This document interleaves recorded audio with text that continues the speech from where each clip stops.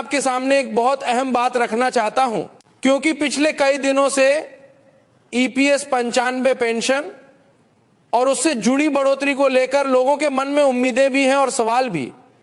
कुछ लोग दिल से चाहते हैं कि इस बार फैसला हो जाए, और कुछ लोग टिप्पणी करके कहते हैं कि ये सब बस बातें हैं, कुछ नहीं होने वाला। मैं आपको बिल्कुल सीधे शब्दों में कहना चाहता हूं कि जब किसी अधिकार के लिए लंबे समय तक संघर्ष चलता है तो बीच में शक, अफवाह और निराशा आना सामान्य है, लेकिन यही वो समय होता है जहां हमें सबसे ज्यादा समझदारी और एकजुटता दिखानी होती है। आपका सवाल बिल्कुल सही है कि अगर अब जीत नहीं होगी तो फिर कब होगी। यह संघर्ष सिर्फ पेंशन का नहीं है, यह सम्मान, अधिकार और न्याय का संघर्ष है। ईपीएस 95 पेंशनर्स ने देश के निर्माण में अपना योगदान दिया है। किसी ने फैक्ट्री में काम किया, किसी ने सेवा दी, किसी ने अपनी जवानी, मेहनत और पसीने में लगाई। ऐसे में जब पेंशन इतनी कम हो कि सम्मान से गुजर बसर मुश्किल हो जाए, तो मांग सिर्फ पैसों की नहीं रहती, मांग अपने अस्तित्व की पहचान और अपने अधिकार की भी होती है। मैं यहां कमांडर अशोक रावत जी और एनएससी की पूरी टीम का उल्लेख इसलिए कर रहा हूं क्योंकि उन्होंने पिछले 10 वर्षों से लगातार इस संघर्ष को जिंदा रखा है। यह कोई एक दिन का शोर नहीं है, यह लंबे समय का निरंतर काम है। बैठ के प्रतिनिधित्व, ज्ञापन, संगठित प्रयास और फिर हर बार पेंशनर्स की आवाज को मजबूती से उठाना। ऐसे काम में दिखावे से ज्यादा मेहनत होती है, और मेहनत को अक्सर लोग नजरअंदाज कर देते हैं। जो लोग कहते हैं कि ये बस वीडियो में बोलते हैं, कुछ नहीं होता, उनसे बस इतना कहना है कि किसी भी आंदोलन का सफर छोटे छोटे कदमों से बनता है। अगर आज कोई कदम आपको साफ दिखाई नहीं दे रहा, तो इसका मतलब यह नहीं कि कदम उठाया ही नहीं जा रहा। कमांडर अशोक रावत जी ने 31 वर्ष तक भारतीय नौसेना में देश की सेवा की। सेवा का अर्थ सिर्फ वर्दी नहीं होता, सेवा अनुशासन, जिम्मेदारी और बलिदान का नाम है।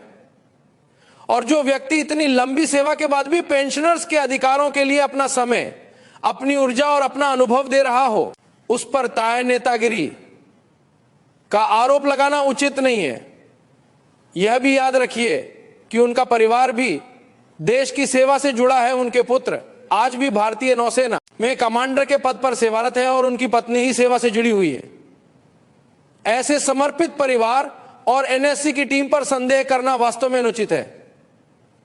हमें इस आंदोलन को सिर्फ व्यक्तियों के नजरिए से नहीं देखना चाहिए, हमें इस आंदोलन को उसके उद्देश्य से देखना चाहिए। जब उद्देश्य बड़ा हो, पेंशनर्स की जिंदगी बेहतर बनाना, तब नेतृत्व पर शक फैलाना सीधे सीधे आंदोलन को कमजोर करता है। अगर हम एक दूसरे पर संदेह करने में लगा देंगे तो असली मुद्दा पीछे रह जाएगा। इसलिए मेरी आपसे विनती है कि टिप्पणियों और अफवाहों पर अपना ध्यान न भटकाएं। जरूरी यह है कि आप एकजुट रहें, अपने समर्थन को व्यवस्थित तरीके से दिखाएं और हर मंच पर अधिकार की बात को मजबूती से रखें। इस संघर्ष में वीरेंद्र सिंह राजावत जी का उल्लेख भी बहुत जरूरी है। उनका त्याग और उनका संकल्प बहुत लोगों के लिए उम्मीद बन चुका है। उन्होंने ये निर्णय लिया है कि जब तक ईपीएस 95 पेंशन में बढ़ोतरी नहीं होगी, तब तक वे अपने बाल नहीं कटवाएंगे। कुछ लोग इसे प्रतीकात्मक मानकर हल्के में लेते हैं, लेकिन वास्तव में यही प्रतीक संघर्ष को जीवित रखता है। यह कोई दिखावा नहीं है, यह आस्था और धैर्य का संकेत है। जब कोई व्यक्ति अपने जीवन में ऐसा बड़ा संकल्प करता है, तो वह सिर्फ अपने लिए नहीं, हजारों पेंशनर्स के लिए हिम्मत का संदेश देता है। इसलिए ऐसे लोगों पर सवाल उठाना, उनके इरादे का मजाक उड़ाना या उन पर शक करना, यह सब हमारे अपने उद्देश्य को नुकसान पहुंचाता है। अब बात करते हैं उस मांग की जो आज ज्यादा केंद्र में है, 7,500 रुपए प्लस डीए। साथियों, यह मांग सिर्फ एक आंकड़ा नहीं है, यह कम से कम सम्मानजनक जीवन यापन की रेखा है। महंगाई बढ़ रही है, दवा, राशन, बिजली, किराया, हर चीज का बोझ पेंशनर के कंधों पर है। ऐसे में अगर पेंशन इतनी हो कि बुनियादी जरूरतें भी कठिन हो जाए, तो पेंशनर का हर दिन एक संघर्ष बन जाता है। इसलिए 7,500 प्लस डीए को आज लोग सिर्फ नारा नहीं मान रहे, बल्कि बजट के संदर्भ में संभावित निर्णय के रूप में भी देख रहे हैं। दबाव बढ़ रहा है, जागरूकता बढ़ रही है और संगठन स्तर पर काम स्पष्ट दिख रहा है। मैं आपको एक महत्वपूर्ण बात और समझाना चाहता हूं। सरकार पर दबाव तब प्रभावी होता है जब आंदोलन अनुशासित हो, एकजुट हो और उसका संदेश स्पष्ट हो।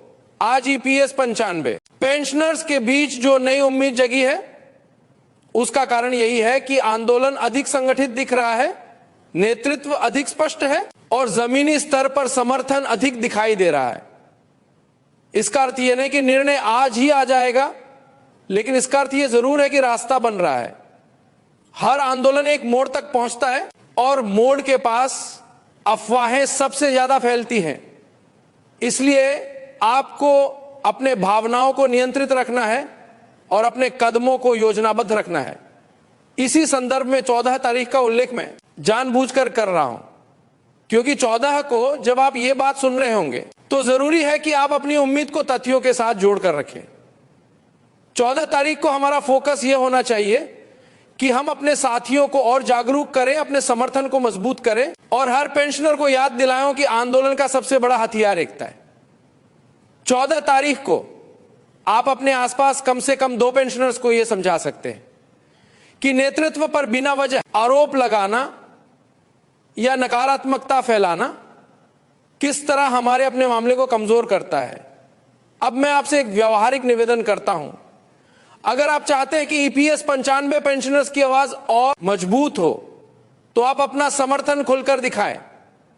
इस वीडियो को लाइक कीजिए, इसे शेयर कीजिए और सबसे महत्वपूर्ण सब्सक्राइब जरूर कीजिए, क्योंकि जब आप सब्सक्राइब करते हैं तो यह बात और ज्यादा लोगों तक पहुंचती है और आंदोलन की जानकारी अधिक व्यापक रूप से फैलती है।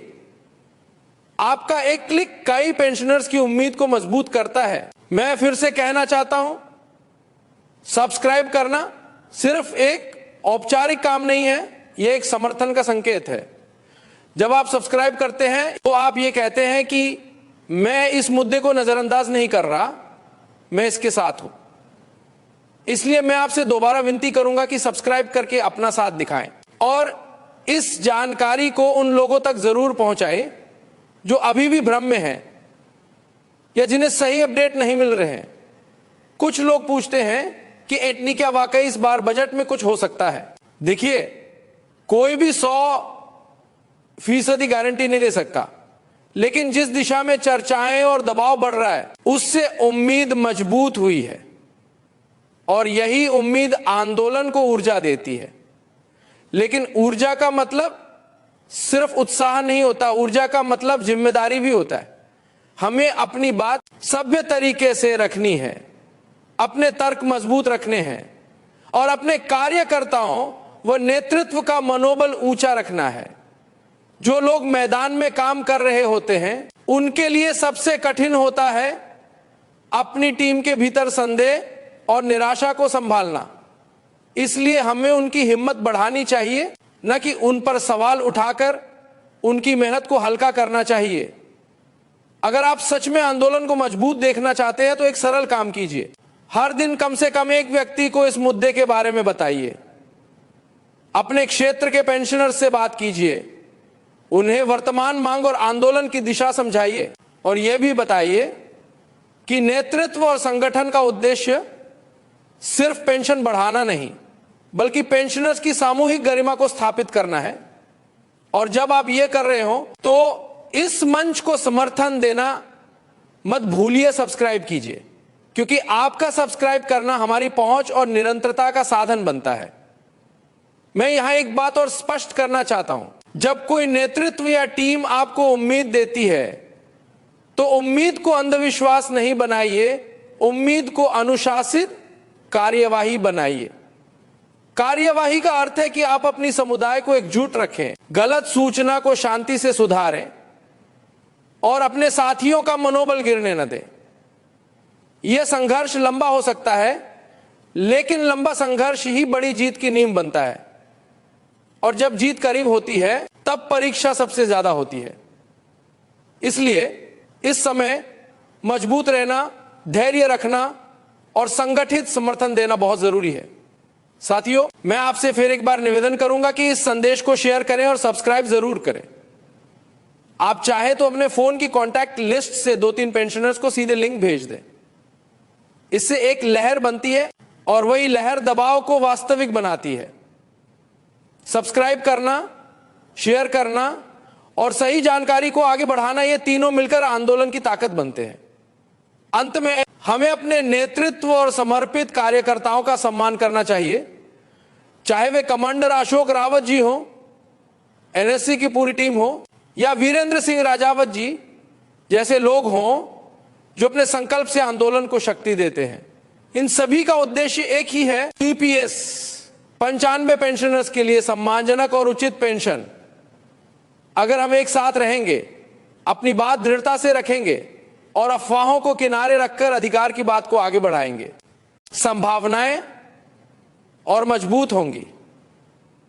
7,500 रुपए प्लस डीए की मांग को लेकर जो उम्मीद बनी है, उसे एकता की रोशनी से और मजबूत बनाइए। मेरी आपसे दिल से विनती है, इस मंच को समर्थन दीजिए, इस वीडियो को लाइक कीजिए, इसे शेयर कीजिए और सब्सक्राइब जरूर कीजिए ताकि आने वाली हर अपडेट आप तक सीधी और सही पहुंचे।